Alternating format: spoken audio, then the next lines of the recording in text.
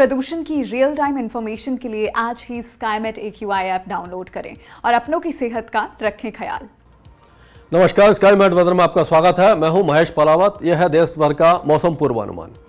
तो अब साइक्लोन का इम्पैक्ट काफ़ी कम हो गया है पूर्वी भारत में, और अब जो बारिश की गतिविधियां हैं एक बार फिर, क्योंकि जब भी वेदर सिस्टम पश्चिम में आगे बढ़ जाता है तो जो पूर्वी भारत है, जैसे कि बिहार, पूर्वी उत्तर प्रदेश, झारखंड, पश्चिम बंगाल और पूर्वोत्तर राज्य, इन इलाकों में बारिश की गतिविधियां फिर से बढ़ने लग जाती हैं, क्योंकि नमी वाली हवाएं बंगाल की खाड़ी से एक बार फिर इन इलाकों में नमी बढ़ाना शुरू कर देती हैं। तो अब असम, मेघालय, अरुणाचल प्रदेश, इन सारे इलाकों में हल्की से मध्यम और एक दो हैवी स्पेल होने की संभावना दिखाई दे रही है।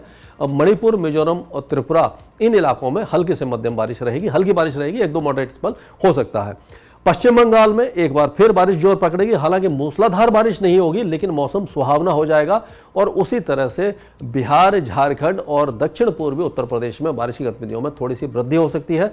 बाकी जो उत्तर प्रदेश है उस इलाके में हल्की बारिश और एक दो मॉडरेट स्पेल होने की संभावना हमें नजर आ रही है, जैसे कि गोरखपुर, गोंडा, बस्ती, प्रयागराज, वाराणसी, बेगूसराय, भदोही और फुर्सतगंज, इन सारे इलाकों में हल्की बारिश या एक दो मॉडरेट स्पेल हो सकते हैं।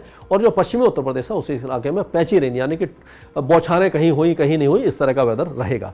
और अगर हम बात करें उत्तर भारत की, तो उत्तर भारत में दिल्ली, पंजाब, हरियाणा के साथ साथ जम्मू कश्मीर, लद्दाख, हिमाचल प्रदेश, ये जो इलाके हैं, इस इलाके में रुक रुक कर, यानी कि पूरे दिन में एक या दो हल्के स्पेल कहीं हुए तो इस तरह की वेदर एक्टिविटी होगी, क्योंकि कोई वेदर सिस्टम इस समय नहीं है।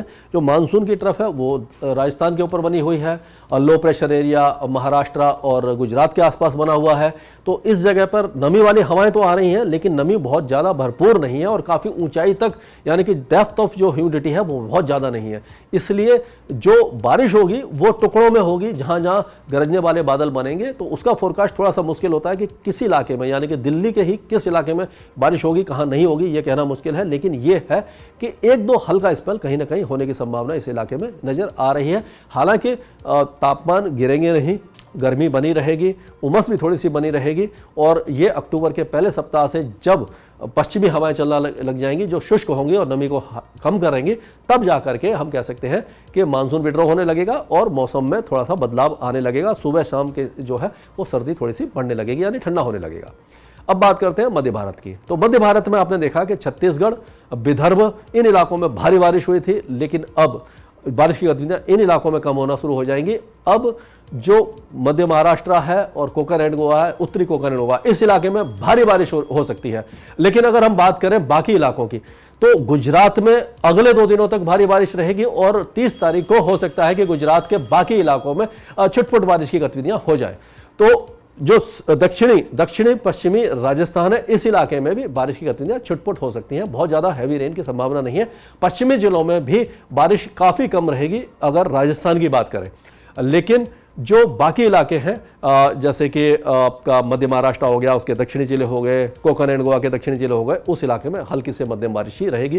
कुल मिलाकर के जो इम्पैक्ट होगा वो गुजरात और नॉर्थ मध्य महाराष्ट्र और नॉर्थ कोकण एंड गोवा पे ज़्यादा देखने को मिलेगा। अब बात करते हैं दक्षिण भारत की। तो तेलंगाना में भारी बारिश हुई थी, और 2 दिन पहले आपने देखा कि साइक्लोन के प्रभाव से रिकॉर्ड तोड़ बारिश दर्ज की गई थी विशाखापट्टनम और उसके आसपास के इलाकों में। अब इन इलाकों में बारिश कम हो जाएगी, हल्की फुल्की बारिश जारी रहेगी, और जो तमिलनाडु के आसपास एक साइक्लोनिक सर्कुलेशन बना है उसके प्रभाव से कल से तमिलनाडु, रायलसीमा और केरल में एक बार फिर हल्की से मध्यम बारिश होगी, और कर्नाटका में, जो आंतरिक कर्नाटका, दक्षिण आंतरिक कर्नाटका में हल्की बारिश और एक दो मॉडरेट स्पेल होंगे, जो 1-2 तारीख तक चलेंगे।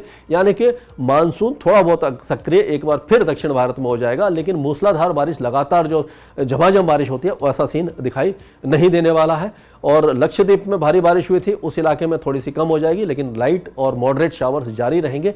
अंडमान और निकोबार द्वीप समूह में अभी भी मध्यम बारिश कई स्थानों पर हो सकती है, 1-2 स्थानों पर भारी बारिश की संभावना से इनकार नहीं कर सकते। स्काईमेट वेदर में अभी के लिए इतना ही।